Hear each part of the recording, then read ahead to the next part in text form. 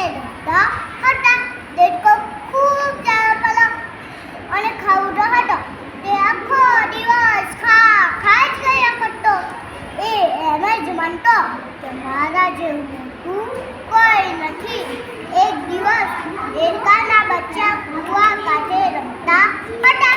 ત્યાંથી એક મોટો હાથી પસાર થયો. ડમ ડમ ડમ. એ જોઈને દેડકાના બચ્ચા કહે, ઓ બાપરે! એ તો ગભરાયા અને ઝાડ પર ત્યાં કૂદી પડ્યા. કૂવામાં જઈને કહે, મા બાપુ આજે મેં મોટું પ્રાણી જોયું. મા કહે, હોઈ શકે? બાપુ કહે, ના હોય, મારા જેવું મોટું એમાં કોઈ નથી. દેડકાભાઈએ પેટ બતાવીને કહ્યું, મારા જેવું પેટ હતું.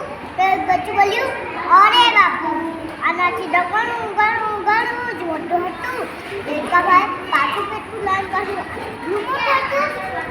બીજું બચ્ચું બોલ્યું, અરે બાપુ, આનાથી તો ઘણું જ મોટું હતું. એ સાંભળી દેડકાભાઈને ખોટું લાગ્યું અને પાછા પેટ ફૂલાવા લાગ્યા. એટલે દેડકીબેનને ચિંતા થવા માંડી. દેડકીબેન કહે, તમે જીદ છોડો, તમે રહેવા દો. તમે પેટ ફૂલાવે જ રાખશો તો તમારું પેટ દુખશે. પણ દેડકાભાઈ વાત ના માની અને પેટ ફૂલાવે જ રાખ્યું. એટલું ફૂલાવ્યું કે દેડકાભાઈનું પેટ ફૂટી ગયું. છેવટે દેડકાભાઈના રામ